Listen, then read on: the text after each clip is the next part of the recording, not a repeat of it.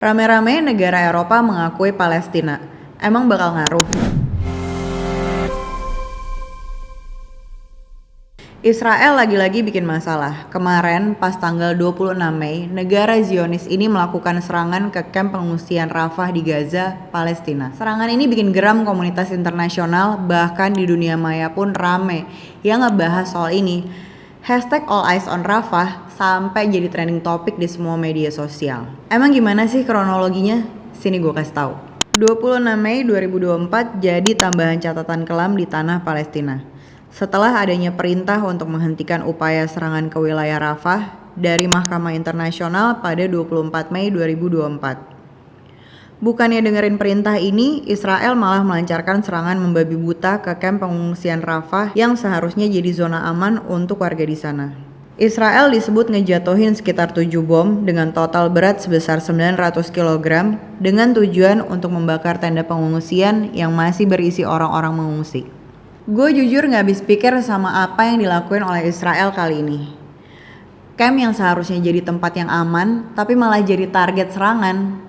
Padahal sebelum serangan ke Rafah, udah banyak banget negara-negara dan forum yang mendesak untuk adanya gencatan senjata antara Israel dan Hamas. Misalnya, Dewan Keamanan PBB udah ngeluarin resolusi PBB 2728 soal gencatan senjata antara Israel dan kelompok militer Palestina yang harus segera dilakukan. Resolusi ini udah disetujuin hampir semua anggota Dewan Keamanan PBB kecuali Amerika Serikat yang memilih abstain. Terus yang terbaru, pas banget sebelum serangan ke Rafah, Jaksa International Criminal Court atau Mahkamah Pidana Internasional secara resmi telah mengumumkan permohonan surat perintah penangkapan terhadap Perdana Menteri Israel Benjamin Netanyahu karena dianggap sebagai penjahat perang. Gak tinggal diam, Indonesia sebagai negara yang selalu mendukung Palestina sejak awal juga ngasih desakan ini. Menteri Luar Negeri Indonesia, Retno Marsudi, mendesak negara-negara Eropa untuk mendorong implementasi two-state solution guna mengatasi konflik Israel dan Palestina. Bahkan netizen di seluruh dunia juga gak tinggal diam.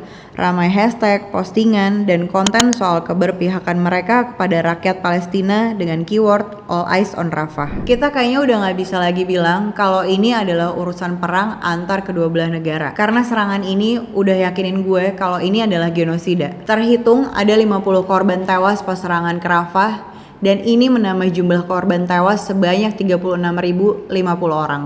Nah, usai serangan ini, ada beberapa negara Eropa mulai satu persatu meresmikan pengakuan mereka ke Palestina sebagai negara.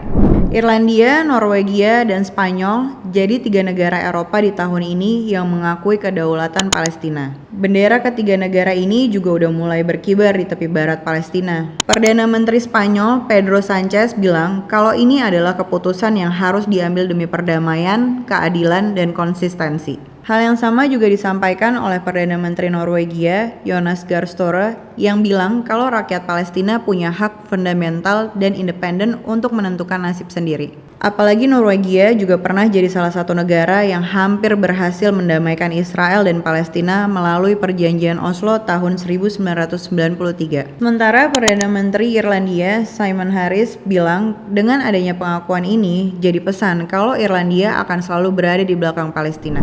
Pengakuan 3 negara Eropa ini sebenarnya nggak mengherankan. Soalnya emang mereka jadi negara Eropa yang getol mendukung Palestina dari lama. Irlandia misalnya, sampai dijuluki sebagai negara Eropa yang paling anti dengan Israel. Karena setiap kali negara Zionis ini bikin ulah ke Palestina, mereka jadi negara yang paling getol mengkritik. Trio negara ini juga secara nggak langsung menjadi pelopor agar dukungan negara Eropa lainnya semakin mengalir ke Palestina. Terbaru, Slovenia juga OTW nyusul buat mengakui Palestina sebagai negara. Mereka rencananya akan mengadakan voting di parlemen hari Selasa minggu depan. Sementara Presiden Prancis Emmanuel Macron bilang kalau negaranya nggak akan takut untuk mengakui Palestina di saat yang tepat. So far ada 11 negara yang mengakui Palestina.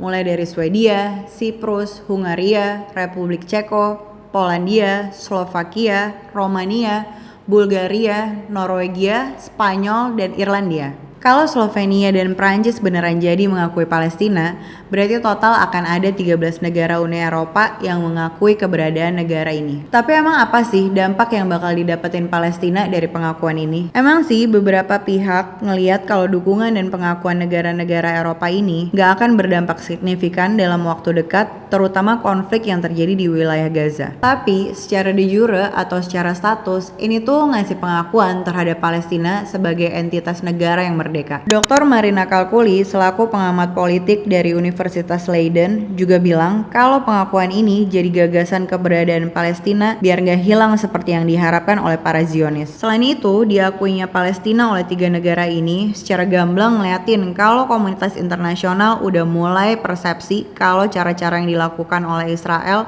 sama sekali nggak manusiawi, apalagi setelah serangan ke Rafah. Bisa jadi kan kalau kedepannya negara-negara Eropa ini akhirnya ngasih sanksi ekonomi ke Israel. Gue secara personal ngelihat kalau langkah-langkah yang diambil trio negara Eropa ini jadi langkah awal yang baik biar negara lain ikut mengakui keberadaan Palestina. Harapan gue nantinya, secara perlahan konflik di Gaza, Palestina bisa segera selesai. Dan Palestina sepenuhnya jadi negara merdeka. From river to the sea, Palestine will be free. Nah, kalau teman-teman gimana nih mandang negara-negara Eropa yang mulai satu persatu ngakuin Palestina?